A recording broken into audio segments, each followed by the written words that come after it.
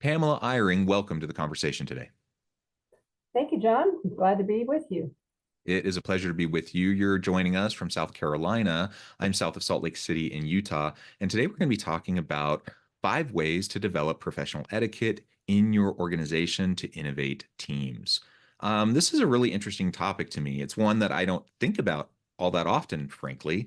And so I think I'm really going to learn a lot from this conversation. I look forward to picking your brain a little bit Sure. and trying to better understand this idea of etiquette around innovation. Innovation is something I think a lot about. I just haven't really thought about the tie-in between etiquette and innovation. So I think it'll be a really fun conversation. As we get started, I wanted to share Pamela's bio with everybody. Pamela Eyring is president and owner of the Protocol School of Washington, an accredited school focusing on international protocol, business etiquette, and communication skills training.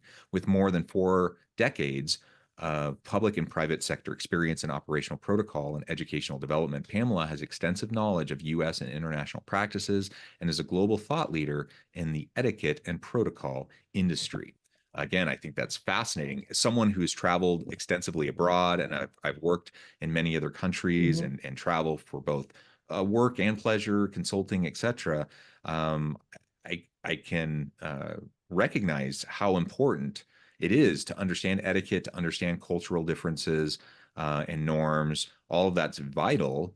So we're going to unpack all this together. Pamela, anything you would like to highlight by way of your background or personal context before we dive on in? Well, John, just when you say 4 decades, I realize that how my maturity has increased, and in this area, I've spent 19 years just owning the Protocol School of Washington and teaching abroad, and of course domestically.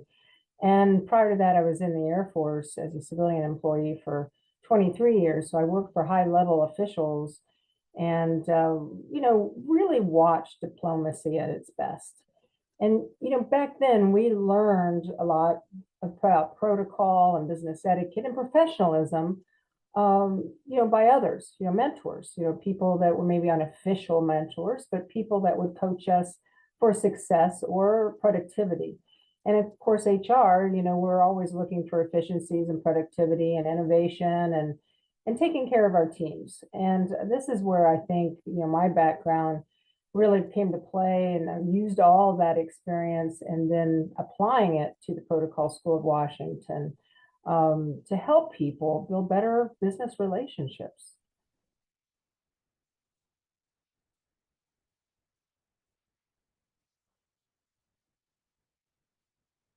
I love that. And I think as we think about all of our experiences, we live, in an increasingly globalized world.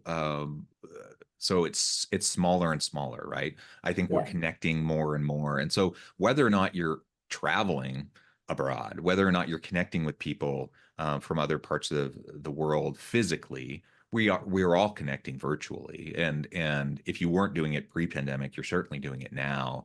Sure. Now, also, I should note that it doesn't have to be international Oh, differences, right? It doesn't have to be international norms, cultural differences, and international etiquette. I no. mean, just talking about business etiquette and things like that here in the US, or regional differences, or things like that. There's just so many differences like we just have to be aware of.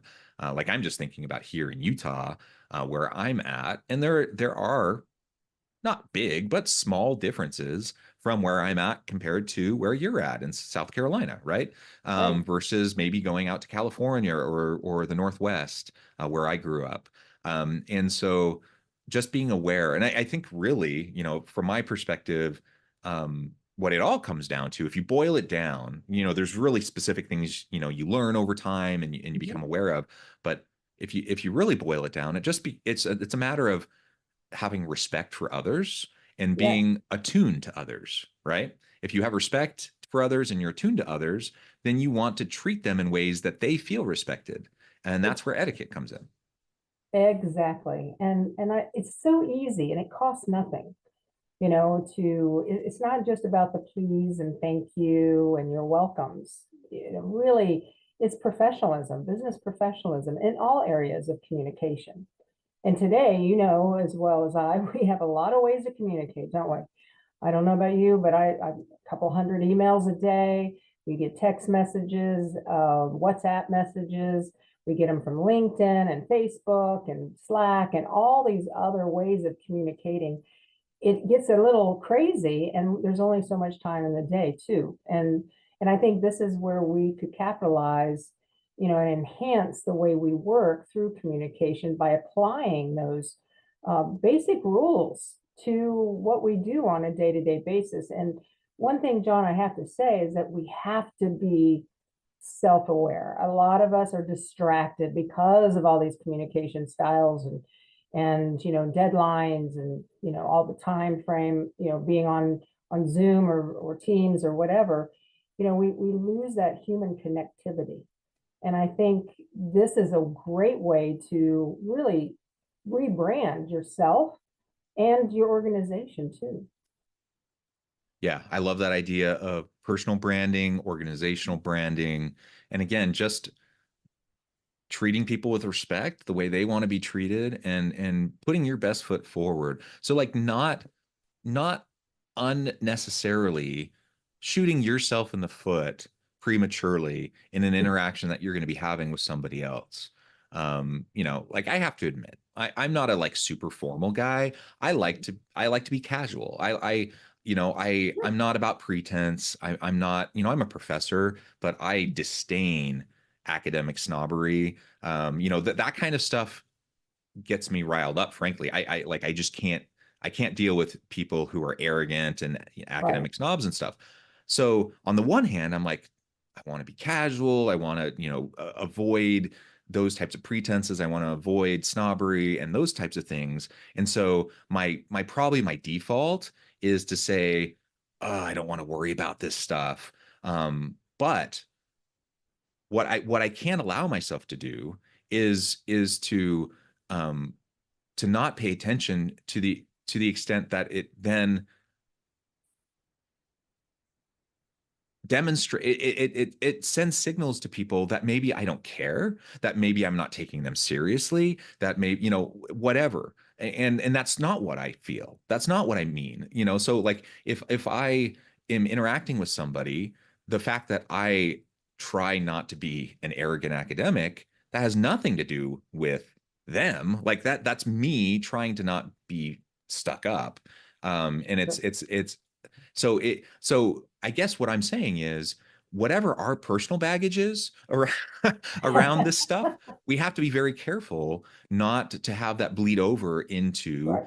the kind of the golden rule of like do unto others as they would have you do unto them, and vice versa, like the platinum rule, the golden rule. Like make sure that you just be with people the way that Mhm. will be most effective, and don't shoot yourself in the foot. So even though like I would prefer that people not worry so much when they're around me. I would prefer that people just be comfortable when they're around me. But not everyone that I'm around is going to feel the same way. And so I need to make sure that I'm there with them the way that they're comfortable. Just because what I'm comfortable with is that's not what they're comfortable with. And if I can remember that, and I can be attuned to that, and if I can then behave in ways that will ease their comfort level and make them open to me, then that makes me more effective. That makes me more effective as a communicator. It makes me more effective as a leader. It makes me more effective as a colleague. And ultimately, that's what I want. And I don't want to make people uncomfortable. I don't want people to be put off by me. That's But actually the opposite of what I want, right? but you just did this, John. You're a perfect example of that respect. When I first got online with you, how did I address you? You said, hello, Dr. Westover. That's right. I used your honorific because I noted that you were a PhD and you respectfully earned that. So, but what you did for me was say, oh, and please just call me John, not Jonathan, but John. And I paid attention to that. And now I can call you John. You made me feel at ease. I use formality as a way to start a conversation, especially if I'm dealing with high level officials or, police or, mayors, governors, people with title that they've earned. Now, you and not that all do this, especially internationally, but here domestically, you just put me at ease, just by saying, oh, please just call me John. And then I should do the right thing by saying, okay, John, thank you very much.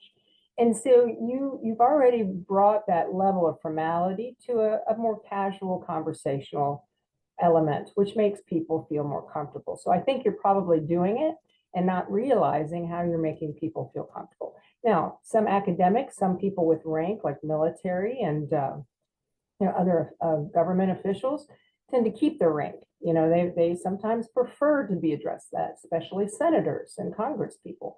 So it's using it, and then you decide. If they want to stay on that level of formality. Perhaps maybe it's just their communication style, or maybe they're not paying attention to say, hey, just call me by our first name. And definitely in the US, we're more on that first name basis. Internationally, as you're quite aware, that a lot of them stick with that formality until they get to know you. They're not going to tell you much about their family. They're not like our here in the United States. So, but you just did. You made me feel very comfortable by saying, "Hey, just call me John." And then I realized that you're not that want to hold that academic level to a standard of formality with me. Yeah, but It's the a good matter of example. fact is that for me, that's what I prefer. But other professors, even down the Yeah. hall from me at the university, might prefer differently. And in fact, my wife, she's also a professor. She literally has an office just down the hall from me, like 30 seconds. Um, she's a woman, and sometimes women, because sometimes they're not given their due for the work that they put in, sometimes I definitely want to make sure that I'm always acknowledging their titles and that the work that they put in. Now, it just so happens my wife definitely prefers to only be called by her first name. She doesn't want to be called Sure, sure, Dr. sure. Westover herself. But I know many um, uh, uh, female faculty who absolutely want to be called Professor so and so or Doctor It's a so and so. preference. It's a The point is, it's up to communication them, thing. right? It's Yeah, up to it them is. to decide, and it's not up to me. So that's what I have to pay attention to. And that's just one example. Like there's so many different types of examples of different forms of etiquette that if we just stay attuned to it, then we can put other people at ease. We can make them feel respected. We can help them feel comfortable with us.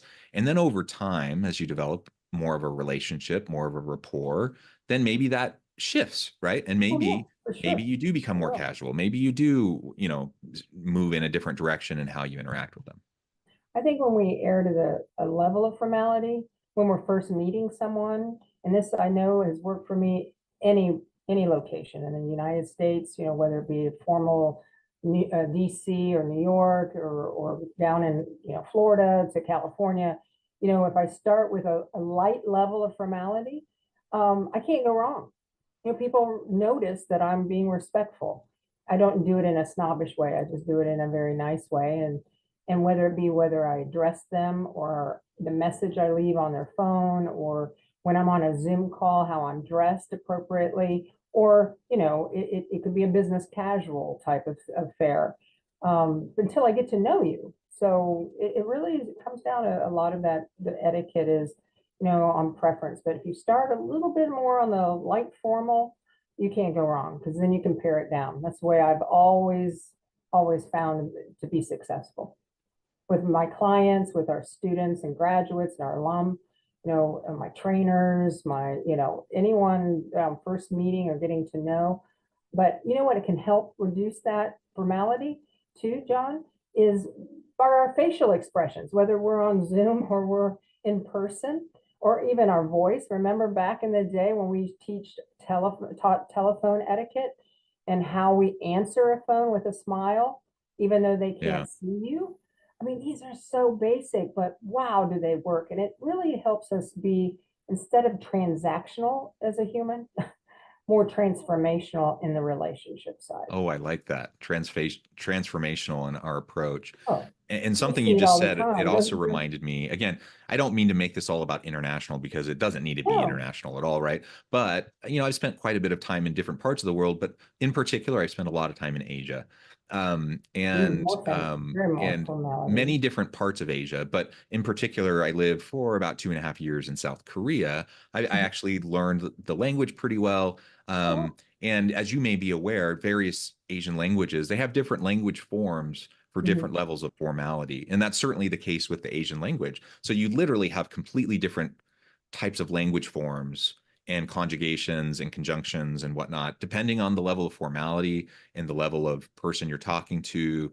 And so, what I learned was you always start at the most honorific, most high level formal form with people you're talking to. And then over time, you move down, right? Right. You move down to more casual depending on the relationship. And some people you're Right. always talking formally with, and other people over time you can move down, just as we did, as you referred to me as Dr. Westover, and then I said, no, please call me John. And you negotiate that, right? And sometimes it's Mhm. very quick, and Sometimes it other negotiates. times Yeah. it's a longer period of time. And that was something I learned just by nature of learning that language, that it was built into the language, that's how you interact from an etiquette standpoint in terms of that, the Yes. the honorific nature of that culture. Okay, so we've probably hit that point enough, but let's talk a little bit now more about this innovative piece. So, like, why should HR leaders be prioritizing professional etiquette, um, training in particular, but really just etiquette generally and how we interact with each other if they're trying to move their teams forward and in this innovation piece? Well, I think first of all, it helps enhance, team cohesion and collaboration. When we all are on the same page of what is business etiquette, how it's applied. Sometimes people think, oh, that's customer service, which it is part of customer service, and that's only for external. And that's where we can't. It's not about salespeople having business etiquette and customer service on the outside. It really starts internally with our leadership, middle management, all levels. And, I really highly recommend any of the new onboarding, have consistency. Now, of course, leaders have to model this. It's not just, only the salespeople have to have business etiquette or professionalism or whatever. No, every level needs to be on the same page of what it means to the culture of that organization. And I think when you do that, it puts I don't want to call them boundaries, but it puts accountability on us as employees, as stakeholders in that company or organization, whether it's for profit, not for profit, public or private. I really feel that starts with internal. So with my team, for instance, and I might have a small team, they know the expectations I have when they're on a meeting. What they're going to be on time, they're going to be prepared, they're going to be dressed appropriately for the occasion. And even my internal meetings, no, I don't wear a jacket with a collar unless I'm going to have an interview with you, John. But but I will still be what I call show ready. I'll have my hair, prepared, not that I rolled out of bed. I'm not gonna be wearing my nightshirt, or no makeup. For me, I want to come presentable to my team to show that, hey, I'm modeling this. And I think, having etiquette training again, some of this we put on the wayside for years because of COVID. You remember how it all started, and we're trying to figure out how to use Zoom or Teams, and how to have that. We saw people with their noses, nostrils. We saw them taking their laptop to the restroom and forgetting they didn't have their camera off. All those things we worked out. But then we focused on just getting that done. When you can do this and refresh, how do you deal with people? Not just in meetings on Zoom, but in, going back to events. Now everybody's going back to events and attending conferences and meetings and training. So I think it really enhances that collaboration when we can put those, expectations and accountability in a way that we would be respectful to each other, and then take it outside to our clients. That way the client has that consistency. So when I talk to John, he's going, oh, yes, we can do this. I'll have that for you tomorrow by noon, blah, blah, blah. And it happens. And then when he passes us over to the next person that they have to, perhaps work with, then if that person doesn't have a complementing etiquette response and accountability, guess what's going to happen? It's not going to enhance our brand, is it? Well, I don't want to talk to her anymore. I want to just work with John. That's not what it's about. We have to play on the same field together. Yeah, yeah. And I think one of the things, I think about how I interact with others. It matters for me. It matters in terms of my professional currency, but it matters for my team too, because I have to model that behavior. Right. Maybe we can talk about that for a minute, in terms of how leaders can get started, about making a difference for their own behavior, but also investing those resources into their team, modeling it for their team. What have you seen as some of those ways that we can do that the best? Well, I think HR, especially, in the education and training side, have difficulty. It's internal, oh, it's mandatory we have to dress this way, or it's mandatory we have to do it this way. I mean, they get a lot of that push. I think bringing in someone from the external side, someone that has experience, with other companies and organizations, and here's all the issues and the challenges supervisors and leaders are having with their teams, and then also hearing from the teams themselves. If you're conducting training, what are their issues? What are they having? Like, for instance, I did a program for an equity firm, and they have young people, and we talked about generational etiquette, but between them, they're trying to figure out they want to be comfortable and casual, but they understand that the business is an equity business, and they're meeting with millionaires, and they're, dealing with some high level numbers and clients, and they didn't really know what to wear that would still showcase their personality, but yet make them comfortable, because they like to be comfortable. They like to be, it's a preference, comfortable and casual. Well, how can we plus that up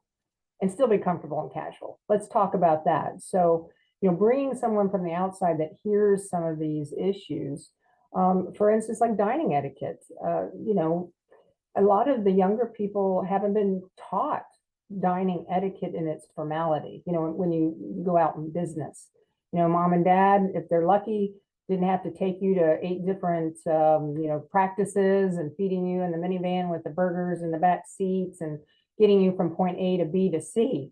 I mean, it's a challenge for families, especially with 2 working adults, or single parents. So they're doing their best, but there's not a lot of time to teach the young people. And so then they get into business, and then they're sitting with a client that's 60 years old and they're 25. And it's all about the food. Sometimes it's all about the food, and everything's paid for. I get to have all these drinks, and they don't realize they're on stage. And so bringing someone in to do a tutorial in these areas of business entertaining, how to host a client, how do you attend a function and represent the company in a positive way? What do you do with business cards? That was another thing. The company wanted everybody to have electronic or digital business cards. And, they all thought that was great, no paper, et cetera. And there are some positives to it. If it works, and the person that you're doing the exchange with has a digital business card. And some generations, they don't want to do that. They've had experiences where they didn't work. And so I always recommend, hey, that's a great way to have a digital, and be able to pull it in your contacts immediately. I love that. However, there's going to be people that don't have it or don't want to use it. And you want to have a small supply of business cards ready. Those old paper-based ones, and don't put them in your wallet where they're all stuck together and you have to peel one off and it's got dye, leather dye on it. So these are some of the things that an external resource, an educator, has heard from other groups and can solve some of those problems or enhance that business etiquette or professionalism in the group, because it's a different voice that has experience with these different organizations. Yeah, yeah, I love that. Well, Pamela, I note the time, which has just completely flown by. I'm going to have to let you go here in just a minute. But before we wrap things up for today, I just wanted to give you a chance to share with the audience how they can connect with you, find out more about your work, your team, and then give us the final word on the topic for today. Well, Protocol School of Washington, very easy to find us, psow.edu. And we're on Instagram, we're on all the social media channels, and we have an e-newsletter too, John. So if they want to go to our website and sign up for that, then they get monthly information and of interest. And, all I would say is invest in your people, invest in this education and business soft skills, if you want to call it that, because it's going to make a difference for your organization. It'll separate you from your competitors too, because we recognize it when we feel it, don't you, John? You feel like, oh my gosh, I have the best transformational experience I've had in customer service, and Yeah. wow, then we're getting more brand loyal, and we have to be because it's so competitive. So that's what I would say, John. Yeah. Absolutely. Thank you, Pamela. It's been a Yeah. real pleasure. I encourage the audience to reach out, get connected, find out more about what Pamela and her team can do for you. And as always, I hope everyone can stay healthy and safe, that you can find meaning and purpose at work each and every day. And I hope you all have a great